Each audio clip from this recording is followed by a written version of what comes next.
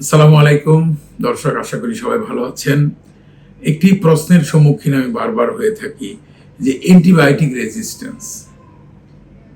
তো এই কথাটি নিয়ে আমি যদি অল্প করে খুব অল্প আকারে আপনাদেরকে বলতে চাই, সেটি হলো অ্যান্টিবায়োটিক রেজিস্ট্যান্স মানে হলো যে আমরা আমাদের যে সমস্ত ব্যাকটেরিয়াল ডিজিজগুলো আছে, এই ব্যাকটেরিয়াল ডিজিজগুলো ট্রিট করার জন্য এক ধরনের ওষুধ দিয়ে চিকিৎসা করা হয়, ওগুলোকে আমরা অ্যান্টিবায়োটিক বলি। অ্যান্টিবায়োটিক, এই অ্যান্টিবায়োটিকটা কিন্তু তৈরি হয় হলো, এটা তৈরির কিন্তু একটা ইতিহাস আছে অ্যান্টিবায়োটিকের। এই পেনিসিলিনের ইতিহাস সেই দ্বিতীয় বিশ্বযুদ্ধের আগে এটি আলেকজান্ডার ফ্লেমিং তৈরি করেছিল। আপনারা সবাই জানেন, যারা একটু লেখাপড়া করেন বা অনলাইনে যান তারা দেখতে পাবেন যে একটি ছত্রাকের যে নিঃসরণ আছে, রস আছে, সেটির থেকে একটি জীবাণু ধ্বংসকারী রস তৈরি, সেটি হলো আসলে পেনিসিলিন। এবং তখন থেকে অ্যান্টিবায়োটিকের উদ্ভব এবং এটি চলতেছে এবং এটি আমাদের এখন নানানভাবে হেল্প করে যাচ্ছে। তো অ্যান্টিবায়োটিক অত্যন্ত প্রয়োজনীয় একটি ওষুধ, কিন্তু এই অ্যান্টিবায়োটিকটা কার এগেনস্টে আমরা দিচ্ছি? একটা জীবাণুর এগেনস্টে। সে কিন্তু একটি রোগ জীবাণু, সে জীবন।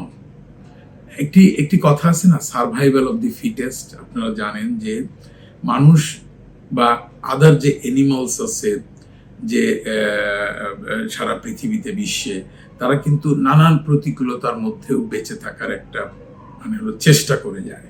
যেমন আমরা মানুষ অনেক প্রতিকূল অবস্থার মধ্যেও বাঁচতে পারি, বাঁচার চেষ্টা করি। ঠিক রোগ জীবাণুগুলো করে কি, অনেক প্রতিকূল অবস্থার মধ্যে তারা বেঁচে থাকার চেষ্টা করে। এই যে বেঁচে থাকার চেষ্টা, অর্থাৎ আমরা যদি কোনো অ্যান্টিবায়োটিক ঘন ঘন খাই, তাহলে করে কি, ওই রোগ জীবাণুগুলো এটাকে বাইপাস করে কিভাবে তাদের শরীরে একটা প্রতিরোধ ক্ষমতা তৈরি করে ফেলে। তার ডিএনএ আরএনএ এর মধ্যে কতগুলো প্রোটিন তৈরি করে, যেটি দিয়ে ওই অ্যান্টিবায়োটিকটাকে ধ্বংস করে ফেলে। এটি হলো অ্যান্টিবায়োটিক রেজিস্ট্যান্স।